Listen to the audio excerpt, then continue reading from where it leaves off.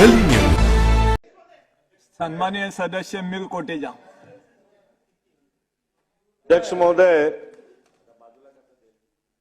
याच प्रश्नाला घेऊन मलाही काही माहिती द्यायची आहे। सन्माननीय सदस्य जे बोलले ते खरं आहे, पण ते पूर्ण माहिती नाहीये।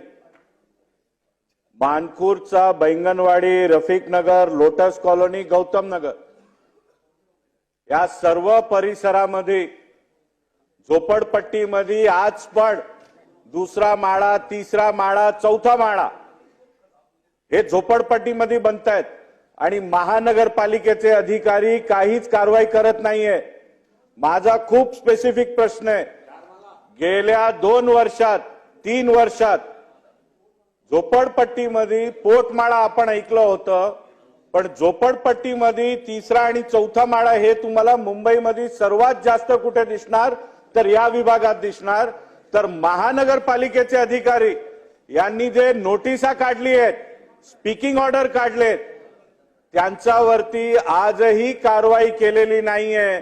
तर तशा अधिकाऱ्यांवरती एम ईस्ट वॉर्डचा वॉर्ड ऑफिसरवर, डीओवर आपण इन्क्वायरी बसवणार का?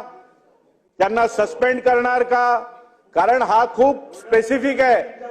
काही एरियामध्ये अध्यक्ष महोदय, जर आपल्या एखादी हिंदू वस्तीमध्ये पोटमाळा पण बनला तर 24 तासात नोटीस निघते, पण या रफिकनगर, बैंगनवाडी, लोटस कॉलनीमध्ये 4-4 माळे झाले, नोटीस निघतात, कारवाई होत नाही। तर त्या एम ईस्ट वॉर्डचे वॉर्ड ऑफिसर, डीओ यांना आपण यांच्यावरती इन्क्वायरी बसवून त्यांना सस्पेंड करणार का? नंबर 1।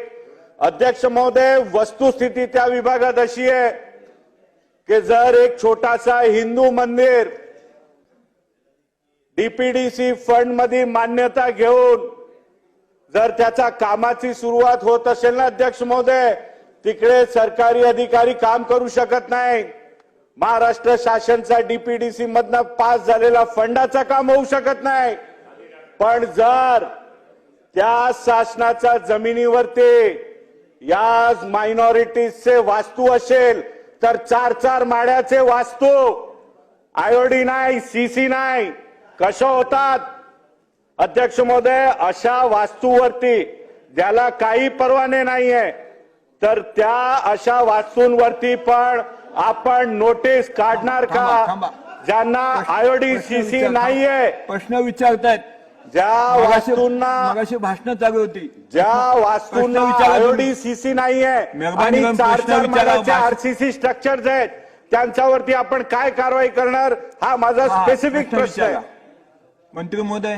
अध्यक्ष महोदय, सन्मान्य सदस्य मीराबाईंनी जो मुद्दा या ठिकाणी मांडला त्याच पद्धतीचा मुद्दा अबू आझमी साहेबांनी मांडलेला होता।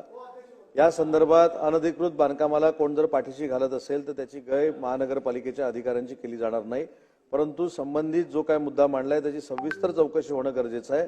त्या प्रकरणाची देखील चौकशी करू। अशा पद्धतीनं अनधिकृत बांधकामाला जर कोण पाठीशी घालत असेल, हे चौकशीमध्ये सिद्ध झालं तर त्याच्यावर निलंबनाची कारवाई करू।